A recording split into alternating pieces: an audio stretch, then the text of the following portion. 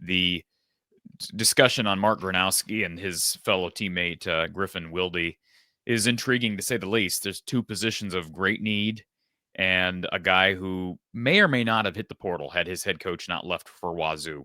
We'll never know. It doesn't matter. He's in the portal now. He's also considering the draft. So fans have hope. It felt pretty low when Bo Pribula picked Mizzou over Iowa a couple of weeks ago. And my guess is, and here now I'm going to take a shot at you early. My guess is that you would probably say Pribula is the better prospect, but I do believe you have some level of bias against the FCS because of a guy like Pribula and what he accomplished at the high school level and some of what he's proven at the FBS level. Gronowski's not proven anything at the FBS level or at the Power 4 level, but we've seen success stories, one being Cam Ward. Of course, that's the easy one to bring up.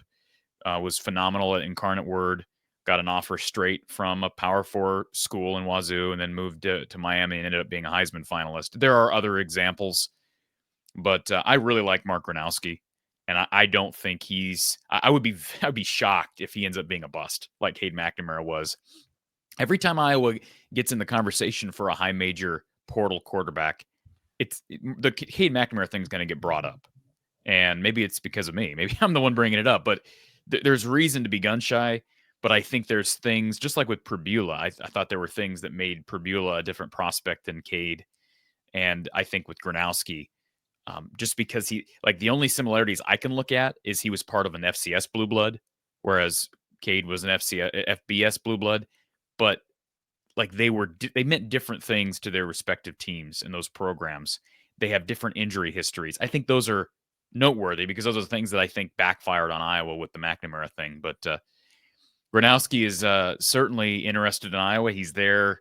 At least he was there last night. I tried to check with my source before we hopped on. We kind of scheduled this late. I've not heard back, but he was there. I told our premium subscribers yesterday. I know there was scuttlebutt on social media. I was able to confirm yesterday that his teammate Griffin Wilde was also on campus. That was, again, a rumor out there, and maybe other people have confirmed that as well. For the record, I don't really read a whole lot of other stuff. Don't subscribe to other people's information. So that may or may not have been out there, but I can confirm that Wilde was there with Mark. And so if you could get those two guys as a package deal, wow, that changes the perception on the portal class just like that. They're still got to do other work in the portal. They offered a William and Mary defensive back who I believe was also FCS All-American.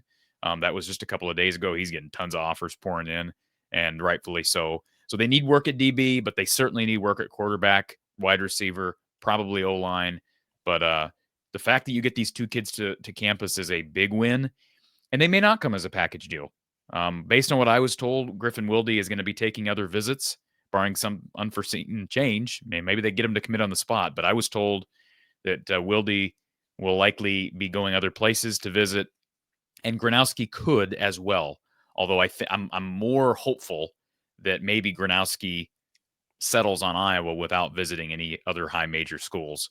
But some of that's just speculation. But these things move fast, Mark, as you know. And with Jimmy Rogers, right? It's the name of the coach that headed from SDSU to Wazoo. There are a lot of players following him. And I was told on good authority that Wazoo was interested in Gronowski. Rogers would love to bring in, a sixth-year quarterback to play for the Cougs. But Iowa would love him as well. He's got strong ties to the Hawkeyes. He was recruited at a high school by Iowa, who's recruited at a high school by Tim Lester when Tim Lester was at Western Michigan. His dad, Gronowski's dad, was a really good quarterback for Drake University in the heart of central Iowa. So there's tons of connections. It's almost like a match made in heaven because of all of those things and the need for a quarterback. I mean, I think Monday showed, and it changed my opinion a little bit on where Iowa stands. I'm uncomfortable now. I wasn't like, I'm not giving up on Brendan Sullivan, but I'm uncomfortable with how poor the offense looked in the second half in comparison to the first half. That's what concerns me. I just, and the talk afterwards, we had a conversation with Coach Patterson. I had a conversation with Tom Kakert. Is Brendan a different quarterback under pressure? And some guys do. They don't like the pressure. I'm not saying that's the way it is, but I thought Brendan was really good in that first half. Made some really timely throws. Had a beautiful throw down one of the boundaries to Addison Estringa for a 19-yard gain. They were running the ball well, but when one thing goes away, the other goes away, and that makes sense for the Iowa offense. It's always going to be predicated on the run as long as Kirk is here, but it was a rough second half offensively, and they blew a double-digit lead for the third time this year. So, Corey, I think right off the top, we need to set the record straight and clarify something in my position on FCS football. Okay. So, my position is that I don't get an opportunity to watch it and cover it. So, there's a difference between having some type of disrespect for those players or those teams. That's not the case. I am understanding of the number of players that are able to go directly from the FCS. And now, of course, with the transfer portal era, it's going to be much different because most of these players will filter like a Cam Ward through FBS and Power 5 play. But before the transfer portal, many FCS players obviously making it all the way to the NFL on a regular basis. So it's not any type of disrespect that I have toward the FCS in any way. It's just I don't have the opportunity to cover it, and therefore I can't evaluate those players because I don't watch them. And of course, Max Brosmer, who we saw win a bowl game for Minnesota last night, would be the latest Big Ten edition of a successful record-setting FCS quarterback who I believe won their version of the Heisman Trophy and turned in a nice season with Minnesota. Yeah, so Brosmer's a success story. The reason I bring that up is I feel like sometimes you downplay FCS talent as opposed to you maybe put on a pedestal guys who are higher ranked. Well, 4 and 5-star kids out of high school. You don't cover high school football, but you still think it seems like to me you think more highly of kids who got higher recruiting buzz than maybe kids who accomplished more at the FCS level. Not individually, but in mass, the record shows that it's more likely that higher rated talent at the high school level is going to be more successful. That's just obvious. Than FCS accomplished transfers? Well, no, I'm not talking about that. I've never made that comparison. Okay. Well, and I've never even really seen enough of, nobody's seen enough of Bo Prabula as a quarterback that runs the team as the starting quarterback to even make an evaluation there. I've seen him play about as much as anyone because I watch Penn State. And so I can't make that comparison between he and Gronowski. And again, to your point, Brosmer, wasn't like he was an All-American this year, but he was a highly productive quarterback. I think he probably is a top 5 or 6 Big Ten quarterback this year. I would like to know. I've not been able to find really anything solid on draft stock for Gronowski. I'd be curious because, that's the word on the street that he's weighing. Well, he's in the portal, but he's also weighing the NFL draft. So, like, if he decides to stay in the draft, where is he? I can't find anything substantial that gives me an indicator as to where he may or may not be drafted. So if somebody has that and they found a mock draft, any mock draft, not by Joe Blow, but some somewhat familiar mock draft with Gronowski rated, I'd be curious because there's an indicator right there, right? If NFL scouts like him, I know it's somewhat of a different game now, but if NFL scouts like him and Iowa can land him, phenomenal. And Cade McNamara wasn't on any draft boards, I don't think, when he got here. He's coming off injury, too. That's the other part of it. I mentioned that at the outset. Now, Gronowski did tear his ACL. Mark, you'll recall in 2022, Iowa played them. It was 7-3. Iowa won with a field goal and 2 safeties. That was not a great offensive performance for the Jacks, but they've been phenomenal. They've won 2 national championships since he's been there. But what happened with the FCS during COVID is they didn't play in 2020. Then they played 2 seasons in 2021, spring and fall. He tears his ACL late in the spring season, doesn't play in the fall. They end up, Jordan Oladokin leads them to a successful season. He graduates, and then Gronowski takes back over. But that's been a while. He's been really good since then. So, guys heal from serious injuries, serious knee injuries differently. And, Cade, you could argue, never really, he's proven to be injury prone. He's looking for a home as well via the portal. But I think Gronowski is a different story. And he's also proven that he's more mobile than Cade McNamara ever was. He's rushed for 1,700 yards on the ground over the course of basically 4 seasons. Mark, I'd say that's pretty good mobility. Now I know it's FCS, but that's pretty good mobility because FCS, they count sacks the same as they do in the FBS. It still counts against your rushing totals. So he's a above average guy on the ground. Probably not quite as mobile as Brendan Sullivan, but he's got a better arm. He's got a better arm than Cade McNamara did. Now, he had talent around him. That's the other link in parallels you can bring up with Gronowski and Cade, is they both had phenomenal offensive talent around them.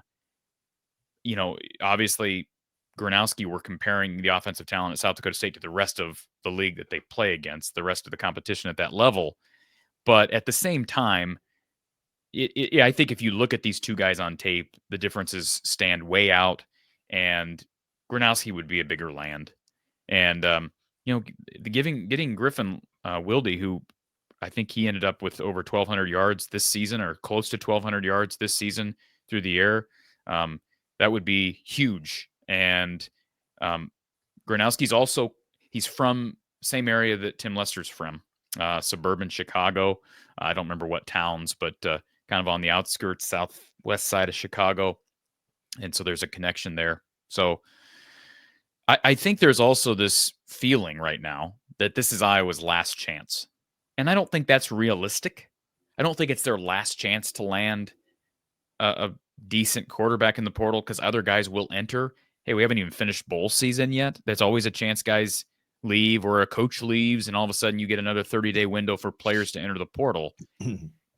But you don't want to have to rely on that. I would think Iowa's throwing every dime it has to spend on these two guys. Now, you probably can't do that fully to that extent. Like, you still need to have some NIL funding for a DB and probably an O-lineman, but you can't hold back. For quarterback funding, you're throwing everything at Gronowski, whether you think it's worth it or not. Because you can't, what's the benefit of holding on to funding heading into next season unless you want to can you build up funding for the 2026 class? I guess you could maybe do that, but they need a quarterback now. I think the Music City Bowl proved they should not be satisfied with where they are for arm talent. And we don't know where Jimmy Sullivan's going to be. Maybe he'll end up being the starter in year one. I think that's unlikely. And I think it's unlikely Hank Brown is the starter. So if we're not sold on Brendan Sullivan, you got to go all in on a quarterback, and this is probably as good as it's going to get. I think they're in the same place in a certain sense than they were at this time last year, when they had one experienced, proven quarterback commodity in Cade McNamara, and then they went, of course, and added Brendan Sullivan, and it's a good thing that they did. So the room right now stands as Brendan Sullivan, Jimmy Sullivan, Jackson Stratton, Hank Brown, correct? Plus Pat Fitzgerald's son, Ryan Fitzgerald, who's a walk-on just like Stratton. So that's a big room. You have two preferred walk-ons, assuming Stratton sticks around. That would be my only thought. But Tim Lester said here the other day before the bowl game that he's fine with a bunch of guys in that room.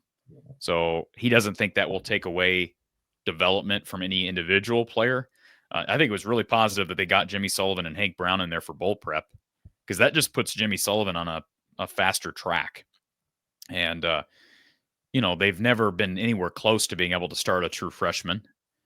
But with the quarterbacks finally having an actual quarterbacks coach and having him enrolled early, plus for bowl prep, I mean, why couldn't Jimmy Sullivan compete for the starting job in August if he's as good as people hope he is? And I said the same thing about some of the guys that have come and gone. James Rezar, Marco Lainez, even Carson May was a 4-star from some pundits, and he's not even sniffed the field at the lower FCS level.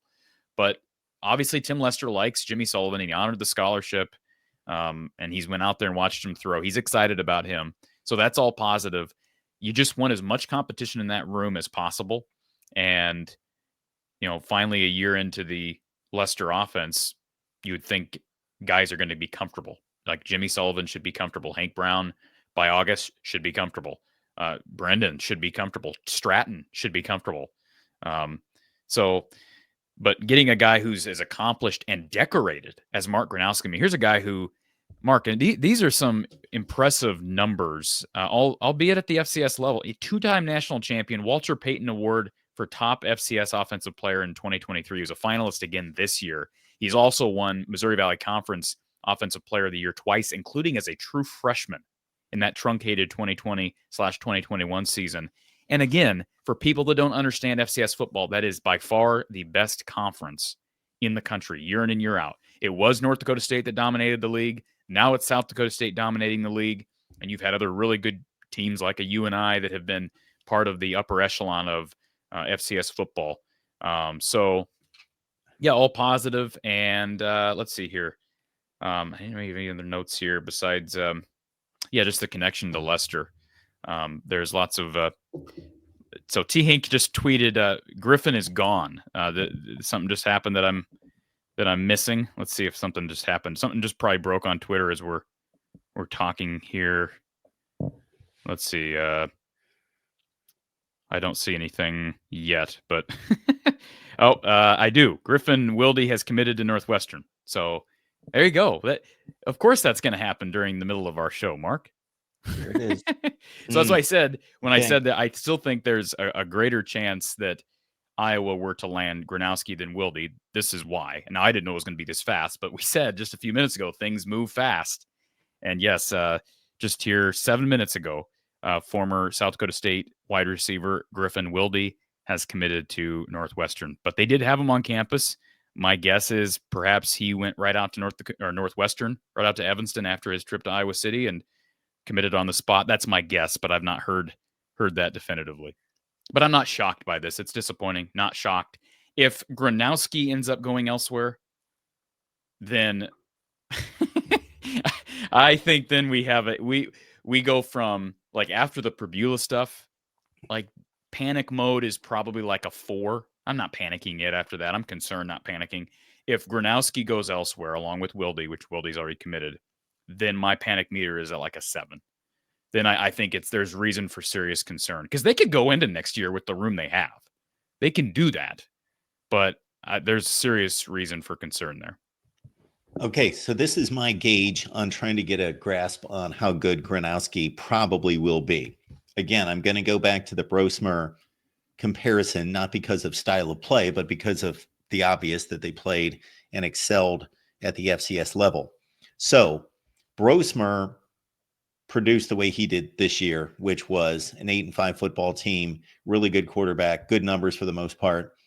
My take on he versus the guy that he replaced, Ethan Kalkimanis, was that he didn't have anywhere near the arm strength, although he is a pro prospect, Brosmer, not the arm strength of Kalkimanis, but better command of the offense, student of the game, really smart, and we saw that this year. Operated the offense to a T, really knew what he was doing there.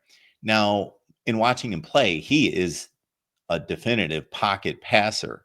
Well, if Gronowski has probably a stronger arm than Brosmer, and he's obviously a better runner, probably somewhere, like you said, somewhere between maybe Sullivan and McNamara, then you're getting an upgrade.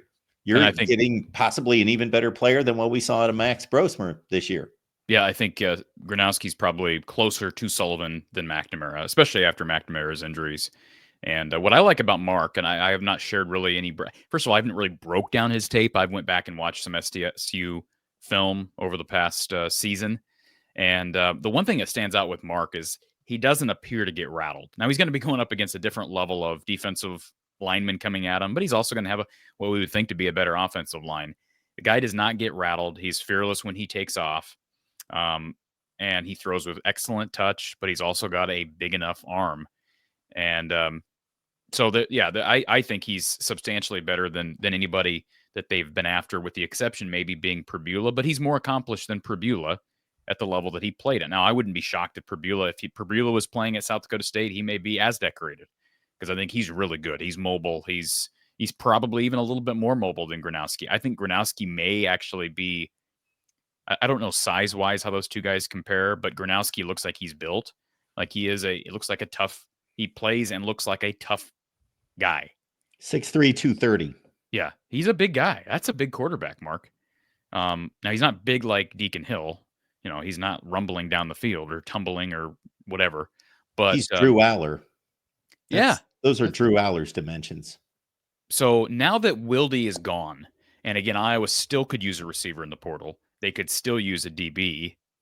But now that Wildy's off to Northwestern as we were recording this, I mean, you got to throw everything you have at Gronowski. Everything you have. The one thing you don't throw at him, okay? You do not throw a guarantee. You do not guarantee the starting role. You cannot make that mistake. And I'm not saying Iowa did that with Cade McNamara, but you do not do that with anyone, okay? With anyone. And you also don't guarantee money that's not there. But, if they don't get Gronowski and the narrative erupts that once again it wasn't about NIL, then what's it about? Is it really about we don't believe Lester's the guy? Because that was the narrative after Prbula went to Missouri, that it's not about money. Iowa was competitive with money. Well, then what is it about? Because, I mean, Lester's offense should be fairly quarterback friendly. I think for a mobile guy, which Gronowski is, it gives an opportunity to showcase your feet. But, I mean, they went from being bottom feeders in the FBS offensively to being not tremendous in total offense, but very competitive with scoring offense and elite on the ground. They did. Until they lost Caleb Johnson, they were elite on the ground. Now, how much you want to give credit to Tim Lester on that, we can debate that, but that's tangible proof that you can present to any offensive player and say, look at the improvement we made in just year one. Yeah, if you want to take that angle, I think that's a valid angle to take, because I don't think the issue is Tim Lester. If there is an issue with a particular player, specifically quarterback, wide receiver, coming to this offense, it's about maybe the talent around them not being what they would consider to be on par with some other options that they have. Northwestern, though? Well, not Northwestern. No. Not for Gronowski. Now, give Northwestern credit. They seem to land guys in the portal. Have you noticed that? Whether it's Pat Fitzgerald or the new guy, they land portal players. How did they get A.J. Henning and Peyton Ramsey and Preston Stone from SMU, and they just land Wildy? How are they getting guys? It's a great school.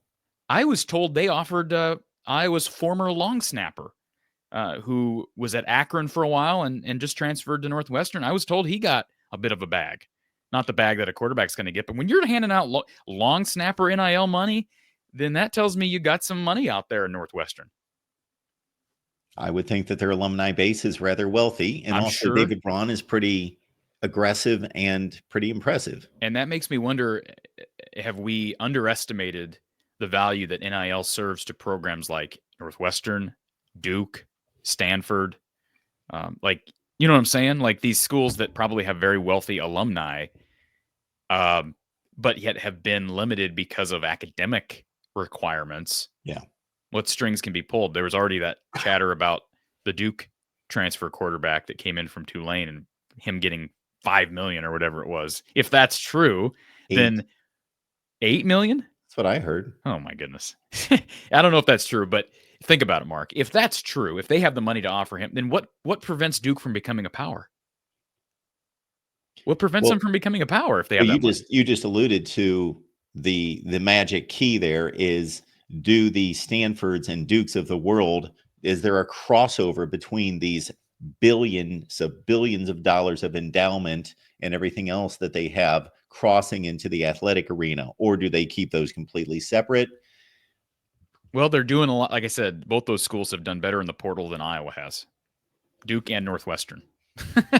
And Iowa's a better program. So, Northwestern. Here's the thing about Northwestern, though. They're not going to get Gronowski. I would be if they land Gronowski, then that's just a big shot in the gut. Because, I mean, they've already landed Preston Stone from SMU. And even though Preston Stone hasn't proven himself at the Big Ten level, he did play Power 4 football this year. And he's thrown for a lot of yards. If Gronowski would rather go compete against him than Sullivan and this room, and I think the ceiling is probably lower for Northwestern as it relates to success, probably. If his relationship with Wildy is that's just interesting. But I don't know that Gronowski took a visit. I was not told where Gronowski would be heading after this.